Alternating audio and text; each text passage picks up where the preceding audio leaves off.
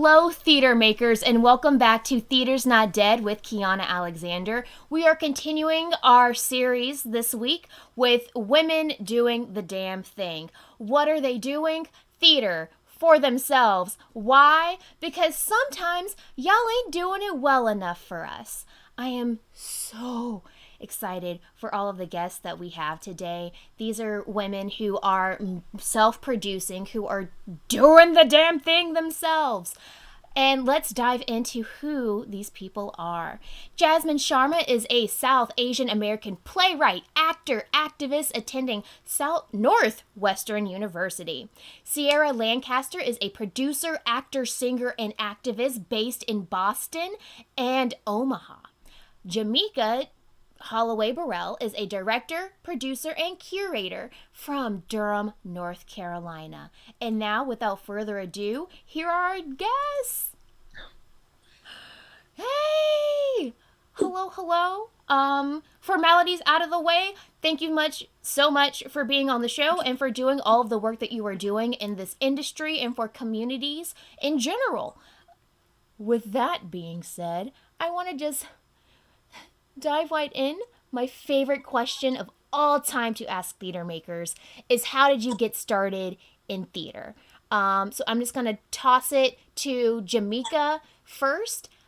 Why are you doing this? I don't know. Well, not that I don't know, but I think it's pretty loaded, a pretty loaded question for me to talk about how I got into the theater. I think in general, I had a very colorful and theatrical, very highly dramatic childhood. I grew up around storytellers in their own rights, like whether that was just us like having cookouts or sitting around like kitchen tables and sharing stories and making each other laugh. Or evoking a series of many emotions through that sort of storytelling. And I also grew up very heavily in the church, in the Black church in the South. Folks who know that experience is incredibly theatrical, from the costumes, not the costumes, but I guess you'd say like the maybe choir robes or like the pastor's garments and robes, very familial to how you might think about dressing a show. And again, coming from this place of very compelling sort of storytelling, had just really sort of like curated this artistic instinct and inside of me. And I guess that would sort of be like the more primal way that I was introduced to theater, or introduced to like creativity in the arts. And then upon going to the sixth grade in Durham, I went to Durham School of the Arts and began to take theater courses there. And it was actually, I think, my technical theater teacher, God rest his soul, Daniel Dieter, who actually put the first play in my hand. It was probably my 10th grade year in high school, where a Black play was actually put into my hands by my theater instructor, Carl Martin, somebody who I have so much respect for, and just appreciation. And Carl put the first Black play in my hand. And from there, I've sort of just taking off of this love and interest of Black stories and seeing Black bodies on stage with, Black people at the helm of it. So a pretty, I don't know, not as formal as some folks' experience or upbringing in the theater was. I really, my interest was literally sparked by just the sort of very intrinsic personality and character of the people that I grew up around. Yes to all of that. I think if we look back at the origins of theater, at least from the Greek narrative, right? Like a lot of it came out of religious rituals and their practices in worshiping their different deities. So, yeah, tracks for me. Jasmine, how about you? How did you get started in theater? You asked this question, and I had so long to think about it too. And I just, I think it honestly was I was so bad at sports, and like my parents very much were like, find a thing that you're good at, and like find friends that way. But like soccer, softball, basketball, like I was not good at any of them. But dance class was like a lovely place, and I loved, the songs and the costumes and like the ritual of the backstage. And so then and I wasn't a very good dancer, so then it translated more into like, okay, what about musical theater with like less dancing, more singing? And I thought I could sing, and I couldn't really sing for a few years, but that like didn't stop me. But in terms of like plays, it wasn't until late late in middle school when it was like time to decide on high schools. I ended up going to Bergen County Academies, where you have like half your day is regular classes and the other half of your day is like your major. And so it's a STEM school predominantly. Like there's like 80 business majors per 14 theater majors, but that's where I went. And it was like there, with teachers like Dr. Rebecca Strum and Stephen Kaplan and Victoria Perot, that I like found like straight theater plays.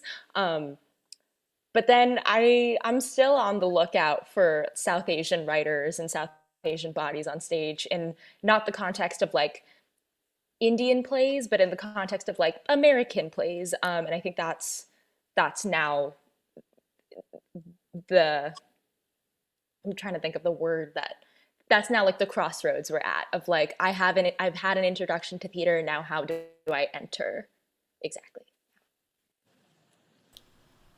I love that also both JaMeeka and Jasmine have expressed that like school was a very large like training ground for them as their introductions to theater as well. Arts Sierra, education matters. Sierra, how did you get started? Well, interestingly, I actually have very similar stories as both JaMeeka and Jasmine. I was also quite bad at sports. I wanted to be really good at sports. I tried really hard, but I just wasn't. But ever since I was a kid, I loved singing. I grew up in the church as well. My grandfather was a United Methodist pastor. Um, so my life was that was a large part of my life. And I grew up singing in the church, and I loved it. I've loved singing since I was a kid. That's one of my first loves. But as I got older, it was an isolating activity. It was isolating to be the only one rehearsing, the only one practicing, and then you get up on stage and you're still by yourself. And I loved that. I did love the attention, but I wanted to be in community with other people. I wanted to create with other people. And so when I was in the fifth grade, my fifth grade or sixth grade, my middle school did a production of Snowbiz, which was a winter showbiz themed production, and I was cast as the snow angel, and I had one of my first solos. And my mom enrolled me in theater camps as a kid. You know, those 1 week, 2 week ones where you're in a school cafeteria and you wear t-shirts and you sing songs from High School Musical. But this was the first time that I'd ever been in a real production. Real production. It was in the gym, and it was life changing. I mean, I went to a large middle school with a couple thousand kids, and so lots of parents were there, and I was like, this is it, this is it. And then as I got older, school was big for me, not really with straight theater, more with musical theater, but I did a pretty healthy balance between school theater and community theater. And I was just really brought up, truly, I think, by my community in lots of ways within the theater. I'm from Omaha, Nebraska, and it is definitely not the New York City of the world. New York City is obviously the New York City of the world. So whatever resources I could access were vital to my theater education and to my growth. But I also think a big part of it was why I love theater and why I want to create theater, and specifically why I want to create anti-racist and equitable theater, is because ever since I was a kid, my mom told me that we don't do it for ourselves. Obviously, we carry a piece of us with our art. Our art stems from ourselves. But she said that our art always has a different, higher power than just us, and so that's something that I've carried with me through my education and through my work. And when I was in high school, my senior year of high school, I was the 2018 Nebraska Best Actress nominee for the National High School Musical Theater Awards in New York City. So that was my first time. That was, I think, my first time spending more than a day in New York City. And it's a really great program. The Nebraska Omaha Performing Arts, they pay for their students. It's an all paid trip to New York City and everything is included. And so that really gave me the access to discover that world. And I am now a student at the Boston Conservatory at Berkeley studying musical theater. And even though I'm a musical theater major, college is where I got introduced to straight plays. In high school, I was very musical theater, sing, dance, heavy. And then I got into college and I have some really incredible professors that are playwrights. And I have a lot of professors that are theater historians. And so it was through them, especially, and reading those plays that I started to develop a love for plays just as much as I do musical theater. And so that's where I am right now with that. Whew. Wow. And it's always so interesting when I ask this question for our guests every week, because you'll find these fascinating intersections of how people will always start as one thing, right? And then we evolve into realizing, wait, there's so many moving parts to theater and I can wear as many hats as I want to wear. Yes.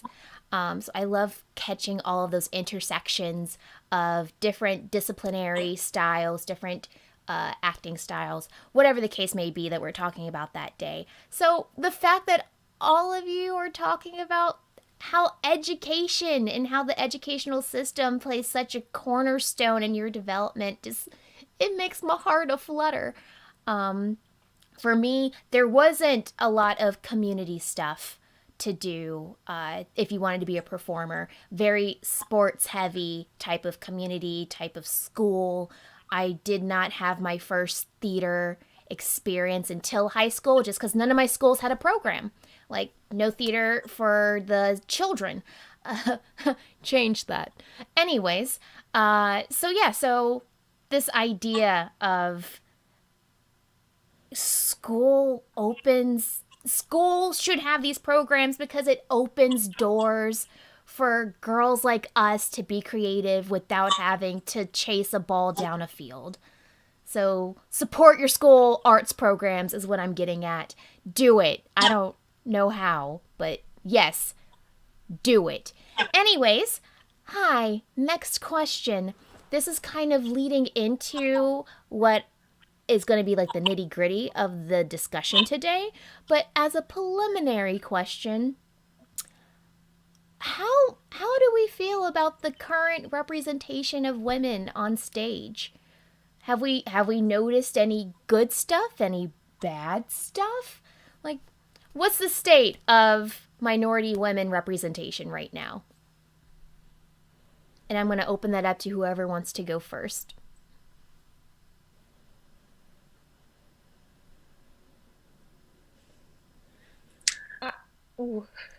I can start a little bit because it maybe ties into the play I'm working on right now. Because I go to Northwestern, and the reason I chose Northwestern was because it's a BA in theater, not a BFA, so you don't really have to say I am only doing musical theater, or I am only doing straight acting, or I'm only doing playwriting. You can kind of like choose your own adventure a little bit. And as I petition to graduate, we're not going to end with all of those stuff, but we got some training along the way. At least as a performer, the obstacle I kept running into in finding material was, I am not specific enough ethnicity or race-wise to do this role. I am not white enough to do this role. I am not ingenue enough to do this role. So there was trying to find material for me was always so hard. And trying to find specific material for me was what was getting irritating. But then as a playwright, that then motivates me to want to create those roles, not only for myself, but for others. And though it would be like a nightmare to act in something I wrote, like, I don't think I would ever do that. I say that now, but like, I don't think I ever would. Knowing that like there are actors that I love that have specific identities, that are South Asian, that are biracial, that are like white passing POC. Like there's not enough material out there for that, and so then um, that's challenging to not have like fully fleshed out femme characters, but then to then not also have like fully fleshed out femme characters who are specific to your identities so that you can see yourself on stage. So that's something I've been thinking lots about, and then like centering the projects that I choose to work on. Yeah, I'd like to bounce off of that. There was a long time in my life, and I'm still there, where I've always been attracted to material performed by older women, usually women aged 35 plus. And I was at a point this year actually where I was like, why is that? Why do I always want to choose material that's performed by older women? And I realized it's because I was attracted to not only the maturity of those characters, but I feel like older women oftentimes in theater are sometimes, especially between the 35 to 50 range, I feel like they're a little bit more fleshed out than women my age. I hate finding material as an actor. It is my least favorite thing to do, even though I love reading plays and I love obviously acting and doing the damn thing. I hate finding material for myself because I feel like young women, especially in the American theater on the American stage, are portrayed in a very, shall I say, flimsy or shallow way, especially in comedy. I think in comedy, women are very much put into archetypes. They're very much either the dumb quirky girl who is stumbling, or they're the tough girl who never lets their heart on their sleeve. I feel like women are constantly put into these boxes, into these archetypes. And as a biracial actor, as a biracial South Asian actor, I hardly ever see myself represented on stage. And so a lot of my life has been trying to fit myself into whiteness. And now at 21, I'm understanding how that has maybe not served me as well as I thought it would. You can't try to make yourself something that you are not. So I'm excited for playwrights like Jasmine, because she's brilliant and her work is brilliant. And I'm excited for playwrights to start creating material for women, specifically for women of very specific ethnicities, that are fully fleshed out, that make us three-dimensional human characters that are not in relation to men.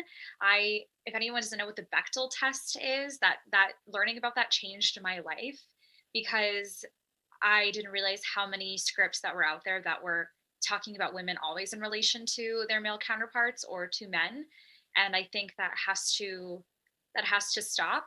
But also on the other side of that, I think that we have to embrace, I'm really big about this, we have to embrace femininity and female romance and sensuality in a much deeper way than we are.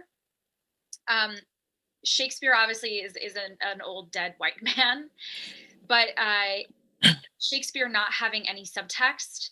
Contemporary work oftentimes has a ton of subtext, where especially women are expected to read between the lines and act between the lines.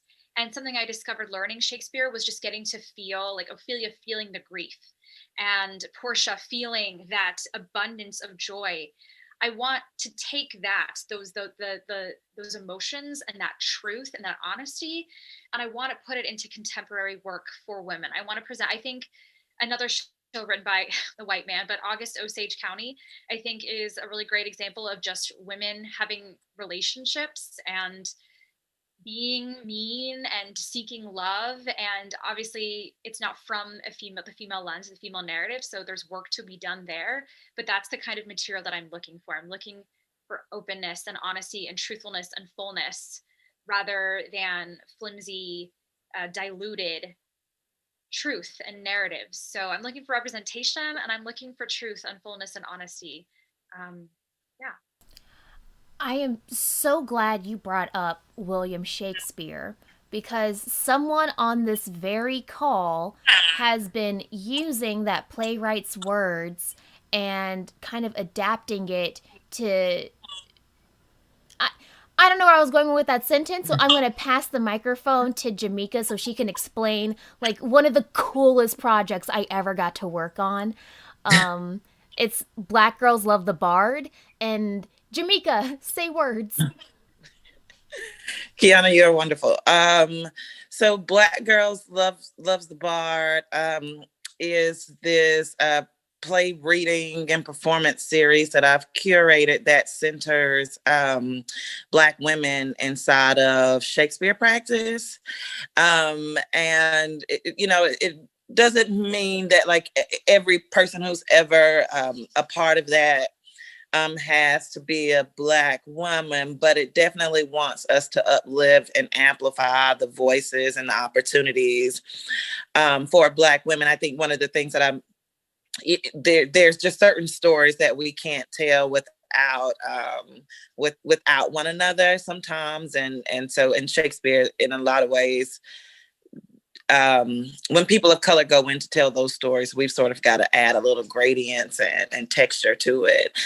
But anyway, so Black Girls Loves the Bar. Just for me, one of the things that I've learned as I've sort of traversed through my theater trajectory is that Black women in particular, women of color, but I'm always, from my vantage point, approaching it from experiences by Black women, have just not been properly represented on, the stages of in the plays, aside from these sort of like one-dimensional characters that Shakespeare has written, and also you don't see a whole lot of Black women taking the helm of and women of color taking the helm of Shakespearean productions. I think it was always interesting to me when people would call me for like all of the Black shows, and that's so great. Like, I want to tell all the Black stories that I can, but I also would have to remind people in those meetings that, like, oh, I speak English too, so I can I can take on a Shakespeare. And so essentially what I want to do is, I know for me, even coming up at Durham School of the Arts, like I said, one of my teachers did put a Black play in my hand, but the majority of the shows that people were producing and directing were all of these like classical, canonical sort of work. And obviously Shakespeare fits into like Shakespeare is probably like the icon of the canon, right? And I wanted to sort of, I had this love for classical theater, but I just never saw myself properly represented in there. And I'm just like, oh, I got to figure out like how I make space for myself inside of this sort of like form of storytelling that I love. And the only way for me to do that is to sort of pose it under a lens that feels very familiar to me. And so when I'm working with my Shakespeare, like what feels familiar to me is like these very contemporary themes and sort of settings and experimentation when it comes to like how to stage a show. I'm always just sort of like approaching it from a very from the lens of my Black experience. I'm also sort of like bringing to that like my experience as a parent and as a caretaker and as a friend. And so essentially I'm sort of like positioning my viewpoint as an artist at the center of these very like classic works, which were not at all like written with me in mind. And so that becomes very difficult when there's so many playwrights out there who are writing work for me and people who look like me, to still have this interest in this dead white guy feels a little bit, I don't know. I walk the line, Keyanna, I walk the line about Shakespeare's relevancy all the time, even though I love him so much. But for me, I think it's sort of what Sierra was saying, even a little bit about like August Osage County. That show was written with this very white family in mind. And obviously, like, we can position ourselves inside of that story because it definitely does deal with some very like universal and like human themes. But like, I think what our like racial background and our identity says about us just sort of like really shifts the dynamic of what a story like that is actually saying. And so I think like, with Shakespeare, I feel like I'm rambling on. With Shakespeare, with Shakespeare, being that that work is in the public domain, we can sort of do anything with it's in the public domain, so people can feel free to shake up Shakespeare in any ways that they want to. And I think for me, that's what feels very freeing in the work, is that it just kind of there's this like base text that you're then able to lift and streamline all of the things that feel important to you and sort of create a very nuanced story. So Shakespeare, in a lot of ways, in the ways that I produce him and want to explore him, sort of, falls off to the background, and it becomes less about like this white man and what I, as an artist, am able to sort of. I guess it's one of those things that if you have like maybe like crafters or furniture makers or something like that who go and take all of this old furniture and then sort of reupholster it, and then it becomes new and you have no idea what it used to be, but now it's filled with like all of these stories that make it different. And so essentially I'm not trying to like save Shakespeare's work. Has a lot of problems in it, like it's a extremely problematic canon in a lot of ways, and even the ways in which we've allowed it to be so classist and elitist in this new time is also at the center of where some of the problems with Shakespeare's work lies. It just feels good for me as an artist to sort of like have a hand in like what reshaping those stories look like.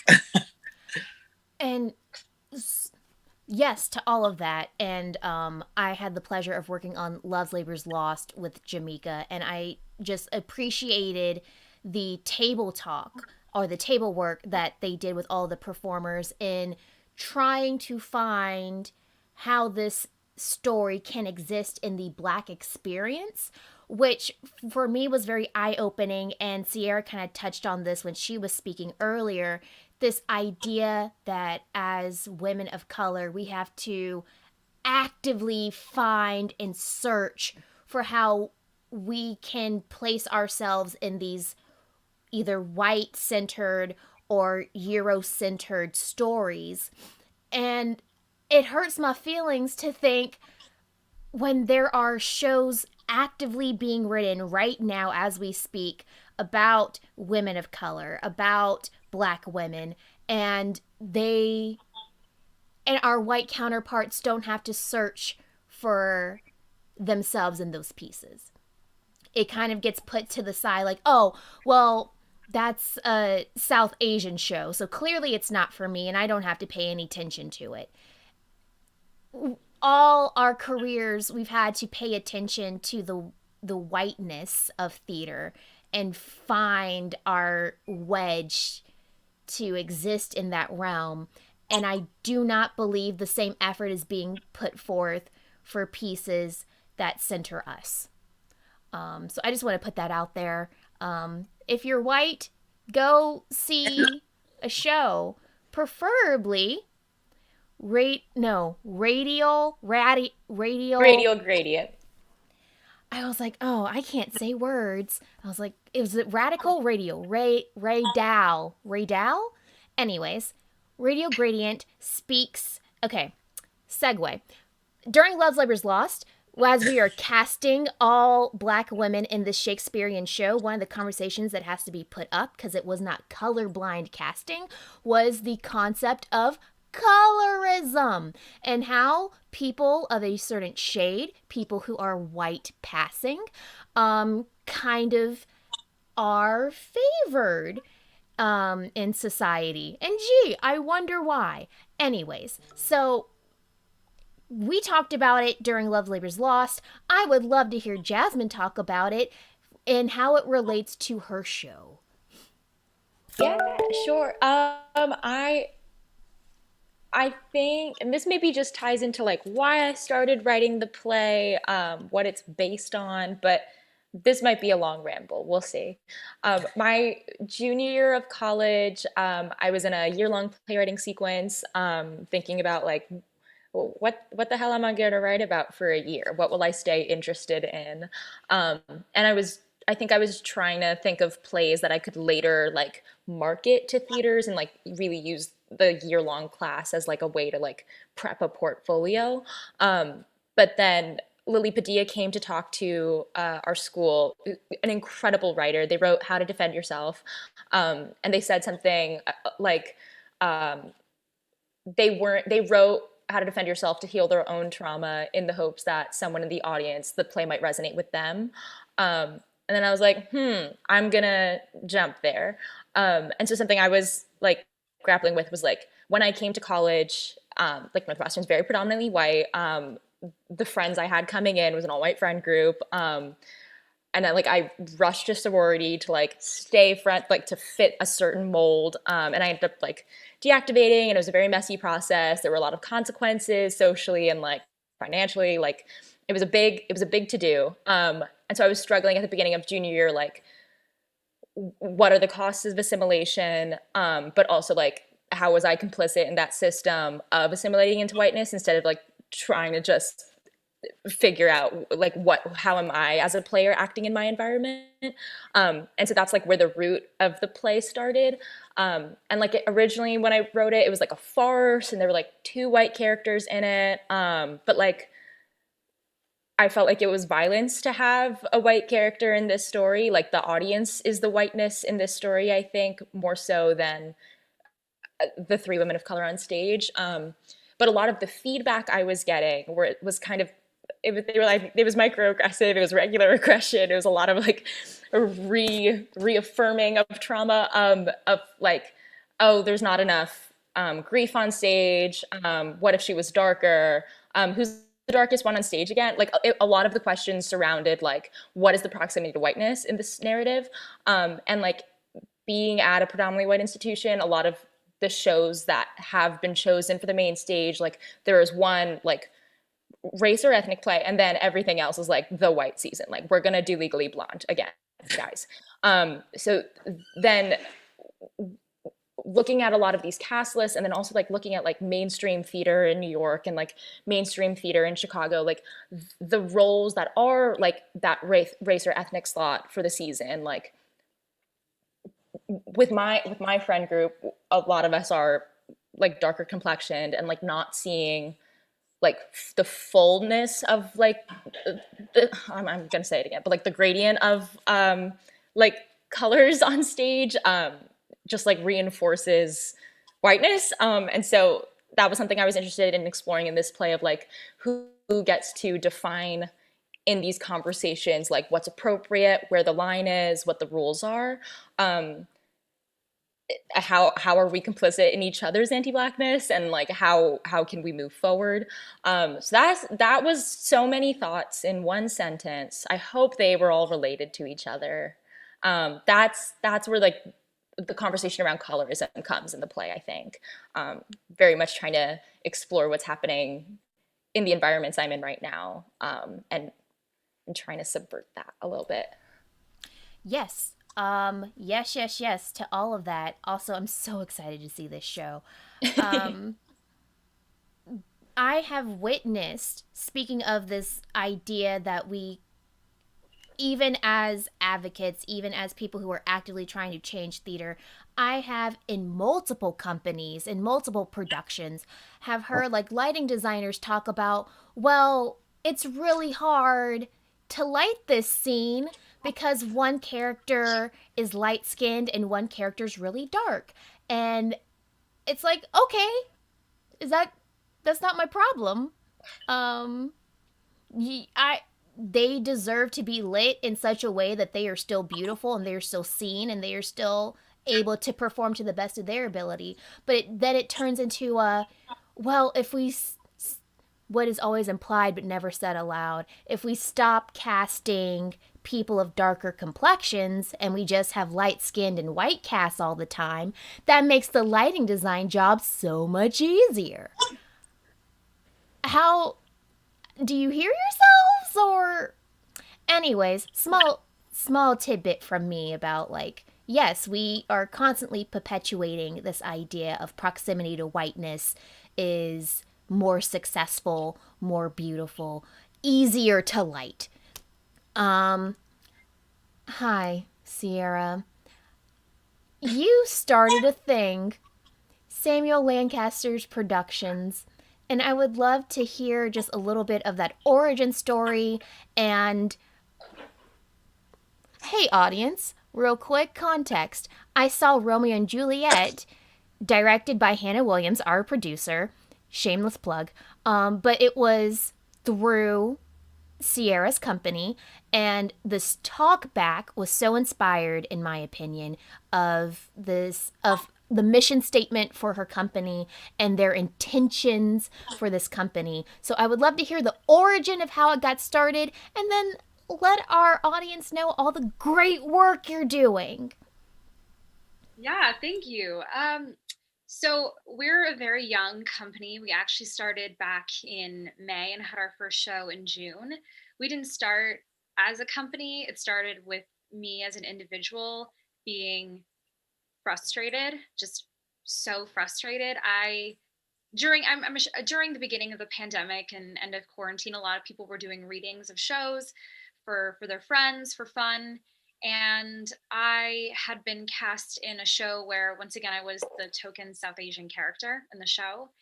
And while I of course appreciate any opportunity that I am given, and I appreciate South Asian characters being written, I am exhausted with tokenization. And um, because I am biracial, in the room, I'm often deemed as ethnically ambiguous. And I cannot even count the amount of times I've gone to auditions or been in an Uber or gone to a theater conference, and I will get asked, "Oh my goodness, what are you?" And it's like I don't know why you're asking me this question right now, because that has nothing to do with the Neil Simon monologue that I just performed for you. That has nothing to do with it. So I was frustrated, and I wanted to do something to change the landscape of theater as I could. And about the time where we were starting, we were actually going to do a Shakespeare first, mostly because it was free. We were going to do a Midsummer Night's Dream, and we were going to raise money for the Black Visions Collective because I wanted each of our shows to have a philanthropic aspect. Was when Ahmaud Arbery was ruthlessly murdered, and George Floyd was ruthlessly murdered, and Breonna Taylor, and the just numerous other Black men and women and people that have been uh, brutally and unjustly murdered. And I said, this is more than a reading. I can't just do a reading of theater and have it be that. I have to do what I envision. I have to be the change. I'm Indian, so ever since I was a kid, the iconic Gandhi quote, I have to be the change that I want to see in the world. And so I decided that I would do a series of play readings just during the summer, and they all would have guidelines. So we had to have, I attended a race and casting seminar that was, one of the panelists was Michael Bobbitt, who works a lot in DC, but now he works in the greater Boston area, and now is a professor at the Boston Conservatory. But he said that the first step to equity, and this is obviously is not full equity, but the first step to equity within casting is having at least 50% BIPOC casts. And as I said, that is not full equity. We are working towards full equity. But I said, okay, well, a lot of the actors that I know, I go to a PWI, I'm surrounded by a lot of white actors, but this is what we're going to do. Every single show is going to have at least 50% BIPOC casts. And also the other rule is we cannot do shows or cast actors in roles that is going to play into any harmful stereotypes or tropes. We're just going to rid ourselves of that and start creating work that is powerful and compelling and equitable. And I love this quote. Her name is Dr. Rebecca. I don't know her last name, but we called her Dr. Rebecca. She came for a talk at the Boston Conservatory, and she said, you have to do work and cast in a way that respects the inherent and innate humanity of the global majority, which is people of color. And that is something that I've carried with me through this journey. Every person should walk into a space for Samuel Lancaster Productions and feel inherently valued, not for how they look or anything like that, but for their self-identified identity, what they bring to the table as an artist, as a human being. And they should be respected for their inherent, innate humanity, value, and worth. And so it started as a play reading series where we were raising money for different community organizations or charities around the world, specifically BIPOC organizations. And it got popular. We didn't receive any money. We just raised money. And I brought together these mostly BIPOC or all BIPOC or at least 50% BIPOC casts. And we did play readings, and slowly it became more popular. And I realized in about late July that we had something here, that we could continue this. So became Sierra Lancaster Productions, and the name, I get asked where the name comes from all the time, but Lancaster is obviously my name. That's my white Caucasian father's last name, and Samuel is my Indian immigrant mother's last name, and it represents the intersectionality of my identities, but also the joining of communities that traditionally resist that joining or are not joined. And that's not just Indian or white communities, that's just BIPOC and white, Black, white, Latine, white communities just in general. I want all of us to be joined and to be one and to talk to each other and have those conversations and create action that changes the landscape and changes the environment that we're living in. So now we are a professional contract company. We still are every day it's a journey towards equity and towards making equitable theater. We were featured because of Jasmine. We were featured on Jamila Jamil's social activism platform, iWay, and we are going to be having some celebrity events next year. It's going to be really exciting, but at the end of the day, what I am most excited about and always excited about is when we have the talkbacks. And we just did Romeo and Juliet, as you just said, Keyanna. And I have these actors who are just so brilliant, just brilliantly, like, stupid talented. And they look at me and they say, I've never done a Shakespeare play because people told me I couldn't do Shakespeare. Or I've never done this play because people told me I couldn't play this role. And that every day, that's why it's worth it, is because we are taking away the boundaries that the white American theater has created for people of color.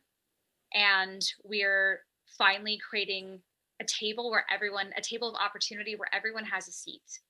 And I think that is just vital to the continuation of the American theater. I don't think the American theater can continue as it has. As Jasmine said, even Broadway has the ethnic slot and then a white season where there are mostly white identifying actors cast. And so I want to see that changed. And I don't know how it's going to be changed. I mean, I have ideas. I have ways that I would like people to change it, but I know how I'm going to change it. I know how the people I work with are going to change it. And until we reach one day that full equity and everyone is at that big, beautiful, grand table of opportunity, we're going to continue to do the work.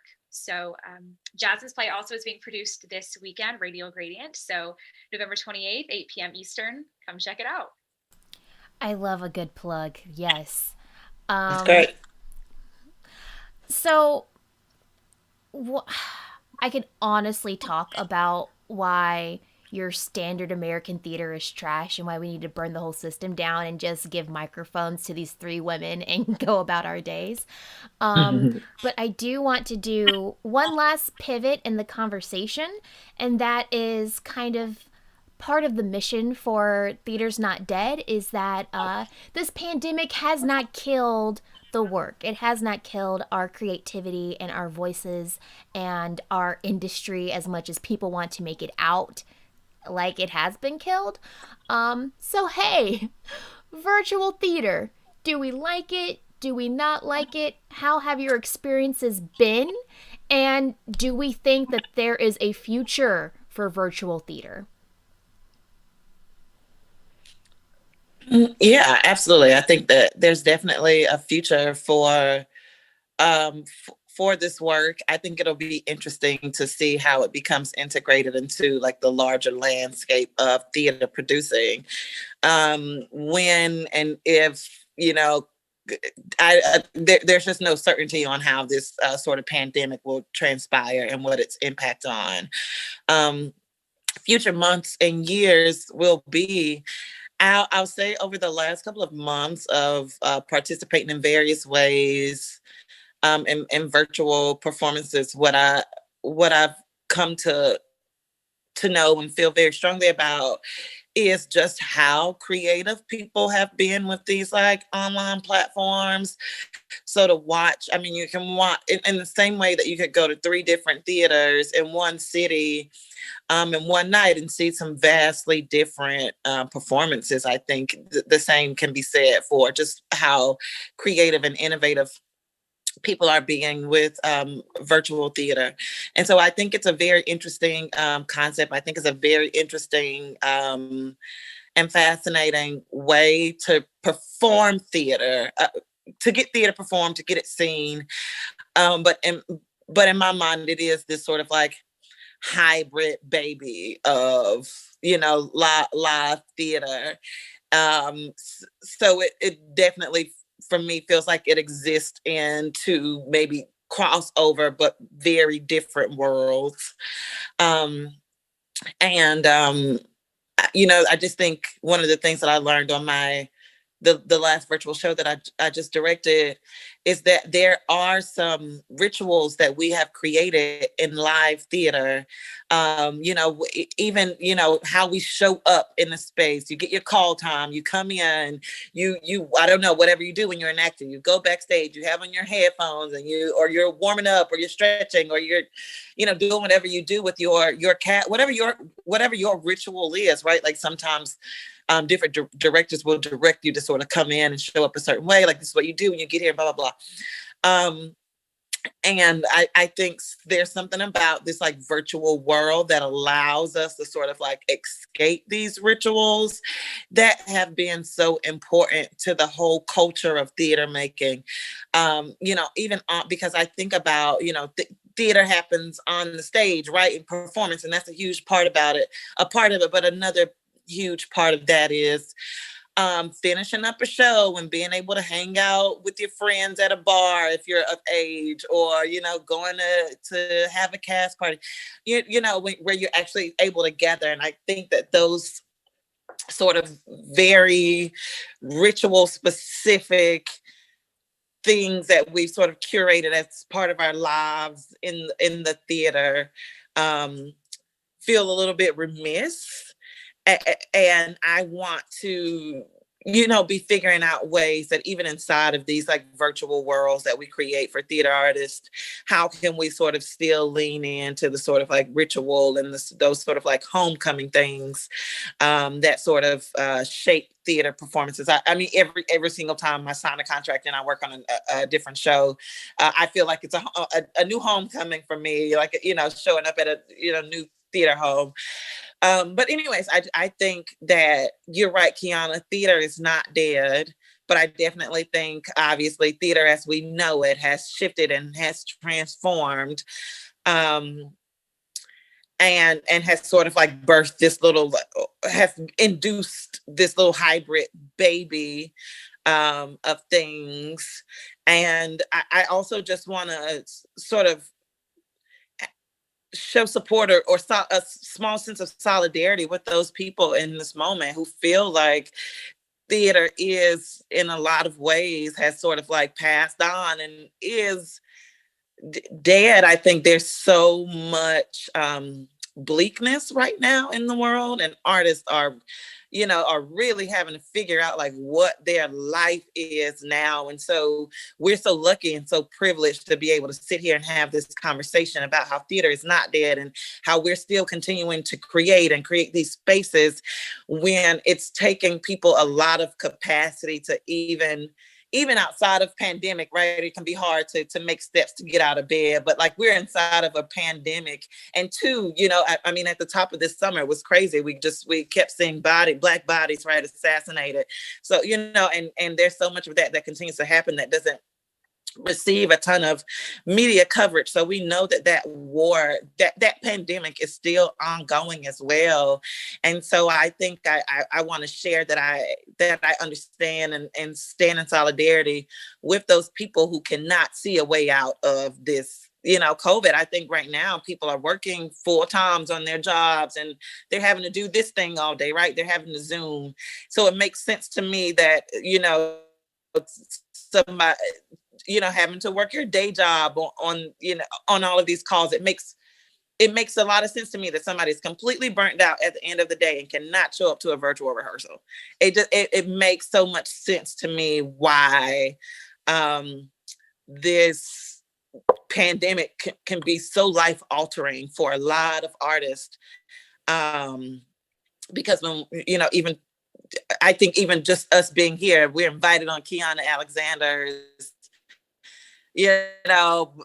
podcast. I don't want to podcast or interview series. Like there's a lot of like privilege and accessibility connected to like you even being able to track us down, find us, and for us to make the time to be here today. And I just think that there are a lot of people who don't have the luxury of being able to do that and show up in the same ways that they once were before the pandemic, and things were even hard then. So I agree with you. Theater is not dead, but I understand those people who for right now in this moment can't foresee what the other side of this is, because the impact already has been so damaging and detrimental. Yeah, as someone who produces all virtual theater right now, I think something that has really stuck with me that someone said to me is that this is theater. It is theater, but it's not a substitution for live theater. And once I digested that and let that affect me fully, then that's when it changed how I produced virtual theater. Definitely in the first few stages, I was trying to make it live theater as much as I could. I remember during our first show when we did Midsummer, that was when Zoom was super new for everyone. We weren't well versed in Zoom etiquette and how to work it. And I remember so many people would start saying their lines and they were muted. And I would feel the anxiety all throughout my chest. And then someone would be like, "Oh, art thou doth muted." They'd say something like that. And it was hilarious. And at first, my first instinct as a perfectionist was like, "Oh my God, just leave it." But then I was like, that's the space we're in. We have to, meet me where I am. I'll meet you where you are. And I had the privilege of seeing this really incredible show produced by the Arlequin Players in Massachusetts. It's called Natasha Benina versus the State, and they're touring all around the world virtually. But it's this incredible show with this incredible tech capabilities that I probably will never have. But it's this one-woman show about a young girl who's arrested for a murder out of passion, and they use Zoom. It's just on Zoom, but they use every part of it to its full capability. And it felt like I was at the theater. It felt like I was spending an afternoon at the theater. And that feeling made me want to change how then I produced virtual theater. So using all the capabilities of whatever technical system that we're using, but also recognizing that not every moment is going to lend itself to what I want, and understanding that sometimes I have to meet Zoom where it is. If we did a drag show and I was running tech for that, very unfortunately, and I was trying to screen share because we had some pre-recorded elements, we had some live elements, and there were moments when the screen share would start and then I'd mute myself because I didn't know that when you mute yourself, the video is also muted. And we just had so many moments and I was feeling just awful because I was like, I can't believe I didn't know that. Like, I've been doing this for months now. How did I not know that? And then I just realized you didn't know that because you've never been in this situation before. We've never been in this time before. So I think the amazing opportunity that we have is we have a time now where we're not paused. I don't want us to pause. I don't think this is the time to pause. I think that we have to understand where we're coming from. And if we need a pause, especially people of color right now, if we need a pause, we have every right to take that pause. But I think that we as a theater community and that we as the American theater cannot use this time as a pause. It has to be a yes and. A yes, we're here, and what can we do? Because if we take this as the time to pause, then we'll pick up right where we left off. And I don't want us to pick up right where we left off. So as we're creating virtual theater and as we're exploring this weird and wacky medium, I'm excited for us to explore how we can also include social justice and how we can also include all the elements that have been missing. The other part about virtual theater that I love is that, as JaMeeka just said, it's more accessible than it has been ever before. So at Sierra Lancaster Productions, all of our shows are free, every single one. I love, I don't know if anyone knows this theater. It's in New York. It's called Woody King Jr.'s New Federal Theater. That I did a presentation on that theater for my directing class, and I'm kind of nerdy about it. I'm kind of obsessed with it, but it's been around since the early 1970s, and it was started off of the Federal Theater Project back in the 40s, the 30s. And the whole idea in the beginning was to create free Black and femme-centric theater. And I love that. Unfortunately, capitalism doesn't make that possible, especially for theaters as big as the New Federal Theater. But I think that now we can finally explore stuff like free theater, accessible theater, because now we have this medium. And I don't think that's something we could have ever really explored due to commercialism and capitalism within the American theater. But we can do that now. So I'm excited to take this time as an opportunity to revamp everything and use it as a time for yes and rather than as a pause. Yeah. This is going to be repetitive of a lot of what was just said because it's brilliant. But I don't think theater died, but I do think it was like pretty, like, I think the wounds and the scars are showing in this time of like all the long-term damage that has been caused in like theater culture and like industry standards or substandards. And so like this is very much a time where like I think we have less theater happening right now, and so we're paying attention to like why of all the shows. Like I don't see 10 advertisements for 10 different Sam Shepard shows that are all white casts right now, and I think that's really useful.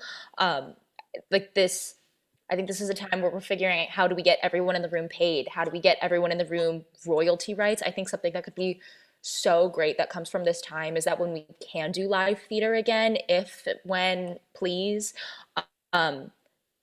filming those, having some kind of like stream. I was talking shit about Broadway on demand for the longest time, but like it's something like that where actors can get royalties off of it as though it was a commercial, as though it was a movie, so that their 6-week run in that production is not their last paycheck from it. I think we're seeing that in a lot of like, I mean, I hate to bring up Hamilton, but like in that recorded version of Hamilton, people all over the world are able to now see that show that weren't able to pay $5 bajillion to see it on Broadway. Those actors are getting royalties. Like there is a way, I think, for us to prioritize everyone on the processes coming off of this time where we saw who wasn't able to support themselves in the pandemic. Like JaMeeka, that thing you were saying about like it's a privilege to be here today, to be talking about this, to not have to like go to your virtual day job. If your day job was able to be made virtual, like there's so much happening right now where it's like some days theater is not the main thing on my mind, but like other days it is so amazing to go into a virtual rehearsal room and see Sierra. Sierra and I have never met. We probably would not have met if not for the pandemic. And that's something that like every actor in a rehearsal room right now, at least for me, I would have never met otherwise. I would have never met our director, Jamie, would have never met. I've been able to workshop this play specifically with a couple of, it would have been in person, but now they've been virtual processes. And it means that no theater can tell me, oh, we can't find that identity. I'm sorry, because we have every country in the world, every state in the United States to be able to cast from. Like, I think the networks that are coming out of this time are going to be so useful for then changing whatever the fuck I'm sorry, I shouldn't have said that. Oh, no, I curse all the time on this show. Don't worry about it. Sorry, I was like, is it on the guidelines? Okay. The title has damn in it, so you're fine. Oh, that's true. All right, vibes. I think the networks that come out of this time are going to be useful for like, one, numbers and demanding change, two, like the receipts for showing that it's possible. I love that. I think that's so important to just to think about just how enlivened and broadened our sort of this idea of community has become inside of this pandemic. Because I think, before COVID hit, our community typically meant like the people who we could access within like a certain mile radius, right? And then sometimes outside of that, people who we've met on our travels and adventures. But now this idea of community has just become so incredibly expanded that we're literally in the space now where like the nation is our community. If we sort of harness these opportunities to really check in with like what our people are doing across this country.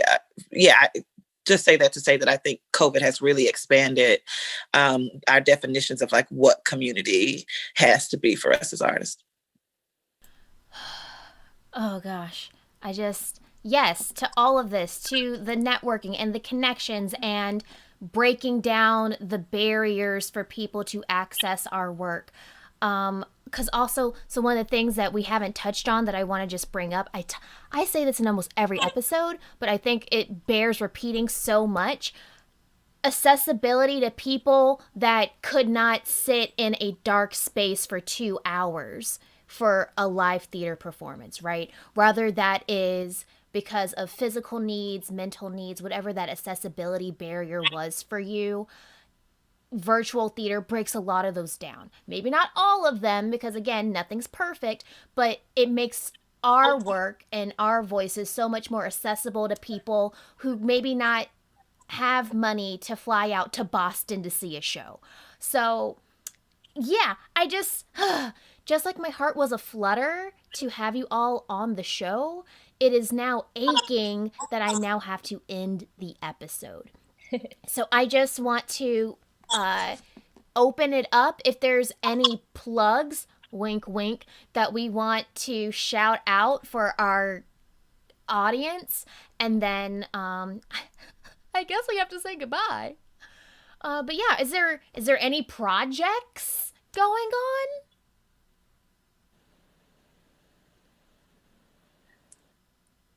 Radio Gradient is on Saturday. I was like, is Sierra going to do it? Should I do it?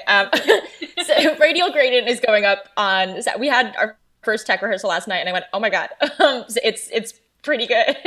It's really wonderful. Every member of the team is kick-ass, like stunning space. Love it. Def come, it's free. Yes. And that's great.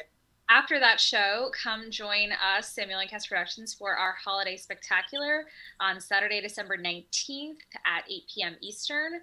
We are also going to be announcing our spring portion of our season after that show and some really exciting events. So come join us. We're lots of fun. That's great. Whew. Okay, everybody. Oh gosh. Check out.